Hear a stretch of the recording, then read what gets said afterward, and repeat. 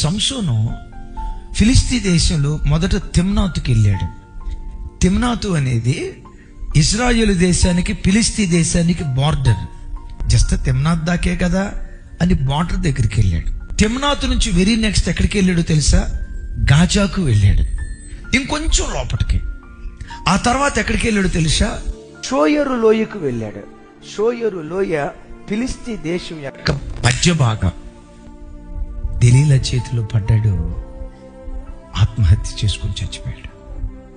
నీ ఫోన్కు ఎక్కడి నుంచో మిస్డ్ కాల్ వస్తుంది. ఆ మిస్డ్ కాల్కి రీడైల్ చేయటంతో అటు నుంచి, ఏమండి భాస్కర్ గారు, మీ గొంతు భలే ఉందండి, అబ్బా మీ స్వరం వింటా ఉంటేనే నాకు ఏదో అయిపోతుందండి. ఇప్పుడు మా భాస్కర్ ఎక్కడికి వెళ్తాడో తెలుసా?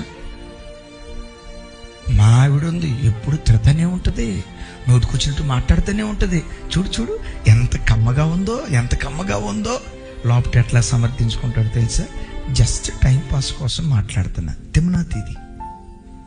ఆ తర్వాత ఒక నెల రోజులు మాట్లాడిన తర్వాత ఆ అమ్మాయి అంటది, భాస్కర్ గారు ఒకసారి మిమ్మల్ని చూడాలనిపిస్తుందండి, ఎక్కడ కలుసుకుందాం?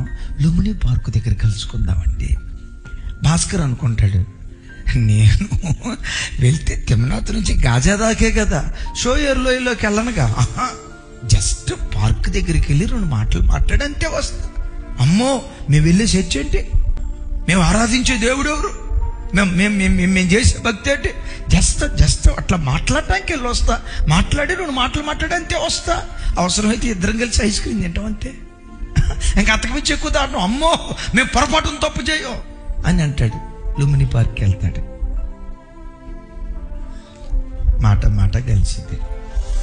ఆ తర్వాత దరిద్రానికి దిగుతాడు.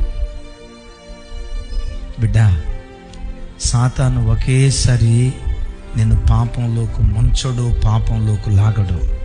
కొంచెం అలా తెలియకుండా లాక్కొని చివరికి ఎక్కడికి వెళ్ళిపోతావో తెలుసా? నువ్వు బయటకు రాలేని స్థితిలో ఊబిలో కూరుకుపోతావు.